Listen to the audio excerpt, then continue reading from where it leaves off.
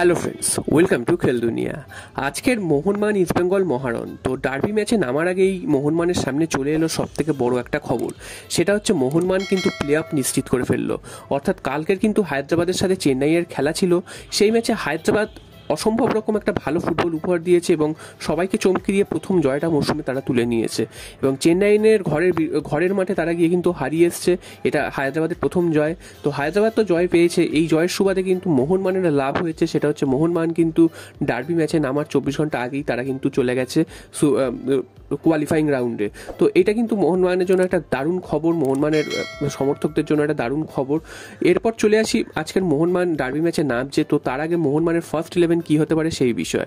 তো মোহনবাগানের ফার্স্ট 11-এ খুব একটা যে চেঞ্জেস হবে আগের ম্যাচের থেকে সেটা কিন্তু একদমই মনে করা হচ্ছে না, কারণ আগের ম্যাচে মোহনবাগান দারুণ ছন্দে ছিল। যদিও ডিফেন্স কিন্তু একটু ফাম্বেল করেছিল জামশেদপুর ম্যাচে, তবে সেই ডিফেন্সিভ ল্যাপসগুলো কাটিয়ে উঠে তারা কিন্তু ঘুরে দাঁড়িয়েছিল পরবর্তী বিরতির পর। এবং সেই একই দল কিন্তু মোহনবাগান মোটামুটি অপরিবর্তিতই রাখবে, কারণ মোহনবাগানের যে টিমটা খেলেছিল আগের দিন তারা কিন্তু ভালোই খেলেছিল।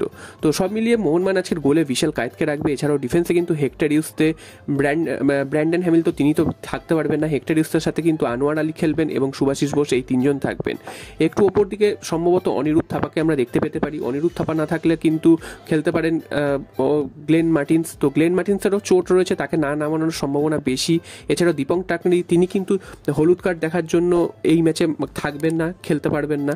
এছাড়াও একটু ওপরের দিকে খেলবে হচ্ছে অভিষেক সূর্যবংশী এবং তার সাথে থাকবেন জনি কাউকো, এবং ডান দিকে থাকবেন মনবীর সিং, বাঁ দিকে থাকবেন লিস্টান কোলাসো, এবং একেবারে ওপর দিকে থাকবেন কিন্তু দিমিত্রি পেটাটস এবং জেসন কামিংস। তো জেসন কামিংসকেই শুরু করা হবে হাবাস, কারণ জেসন কামিংস কিন্তু আগের দিন শুরু করে ভালো খেলেছিলেন এবং সাদিকু পরে নেমে তিনি কিন্তু গোলও করেছিলেন আগের দিন। তো সেই কম্বিনেশনটাই অর্থাৎ রাখার চেষ্টা করবে। তো এর আগে আমরা কিন্তু সাদিকুকেই আমরা প্রত্যেকটা ডার্বিতে স্টার্টিং করতে দেখেছি। তো এবার আশা করা যাচ্ছে কিন্তু জেসন কামিংস তিনি কিন্তু স্টার্টিং লাইন আপে থাকবেন। তো দেখা যাক শেষ পর্যন্ত হাবাস আর কোনো ছোটোখাটো পরিবর্তন করেন কিনা। তো এইটাই হচ্ছে মোহনবাগানের আজকে সম্ভাব্য প্রথম একাদশ। তো তোমাদের কি মনে হয়, মোহনবাগান কি আজকের ম্যাচটা জিততে পারবে, নাকি ইস্টবেঙ্গল সেই অঘটন ঘটিয়ে আজকের ম্যাচটা জিতে বেরিয়ে যাবে? যদি মোহনবাগান আজকের ম্যাচটা জিততে পারে সেক্ষেত্রে কিন্তু লিগ টেবিলের 1 নম্বরে চলে যাবে।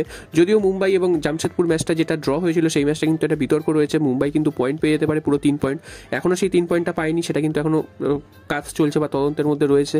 তো সেটা যদি 3 পয়েন্ট পেয়ে যায় সেক্ষেত্রে আলাদা বিষয়। তবে এই মুহূর্তে মোহনবাগান কিন্তু 1 নম্বরে চলে যাওয়ার একটা সুবর্ণ সুযোগ রয়েছে আজকের ম্যাচটা জেতার সাথে সাথে, এবং তারা কিন্তু একটা ম্যাচ কমও খেলে থাকবে। তো আজকের এই ম্যাচটা নিয়ে কিন্তু সমর্থকদের মধ্যে দুভাগ হয়ে গেছে। টিকিট নিয়েও একটা সমস্যার ঝামেলা ছিল, সেই টিকিট নিয়েও কিন্তু সেই ঝামেলা কিন্তু এখনও অব্যাহত রয়েছে। যদিও অনেক সমর্থক কিন্তু আজকের মাঠ ভরাবে। মোহনবাগান সমর্থকদের টিকিটের লাইনেই সব থেকে বেশি ভিড় দেখা গেছে ইস্টবেঙ্গল সমর্থকদের তুলনায়, যদিও ইস্টবেঙ্গল সমর্থকদের অনেকটাই ডিসকাউন্ট ছিল। তো দেখা যাক শেষ পর্যন্ত আজকের ঐতিহ্যের ডার্বি কে জেতে, এবং যেই জিতুক না কেন তাদেরই কিন্তু আজকে সুবিধা হবে, কারণ ইস্টবেঙ্গলে যদি জেতে সেক্ষেত্রে কিন্তু তাদেরও কিন্তু সুপার 6-এ যাওয়ার একটা ক্ষীণ আশা বেঁচে থাকবে।